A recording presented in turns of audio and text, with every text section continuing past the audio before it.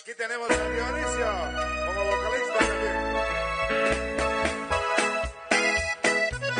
A mí me gusta mucho estar en la frontera, porque la gente es más sencilla y más sincera. Me gusta cómo se divierte y cómo lleva la vida alegre, positiva y sin problemas. Aquí es todo diferente, todo es diferente en la frontera, en la frontera, en la frontera. ¡Háblale! Me gusta mucho estar aquí. ¿Cómo no? Porque la gente cada vez es más feliz. Si vive mejor, hay mucho amor. Y se supera porque aquí la gente es buena y nice. Aquí es todo diferente, todo es diferente en la frontera, en la frontera, en la frontera. Y arriba la silla de Corrientes, arriba, arriba, arriba, arriba. Y arriba la gente de las canoas. Tú con él, San Andrés. Y todo el mundo. Y cambiado de los encuentros sobre la amiga Chumil Gómez. Vaya arriba. Ramiro, Robert Ramiro Gómez. Que como me la maravillaría yo. Que como te la maravillarías tú.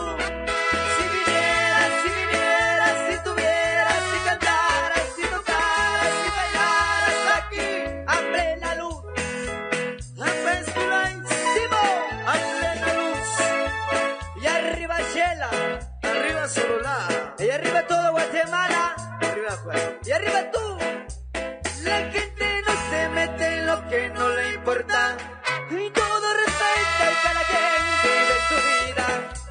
Lo más hermoso, lo más divino. Y es que es muy franca y cada vez es más unida. Aquí es todo diferente, todo es diferente en la frontera, en la frontera, en la frontera. ¿Cuál es la frontera, señor?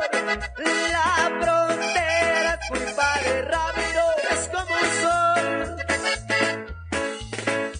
La luna sale guapa y sale llena de amor.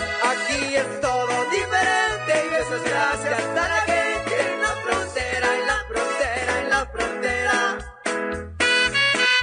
¡Viva San Andrés, tierra de los triches!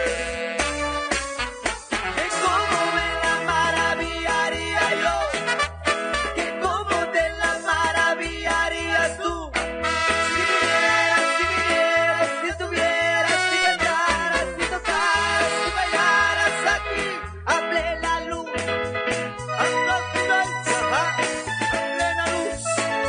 Y arriba Zacapula. Y arriba soy.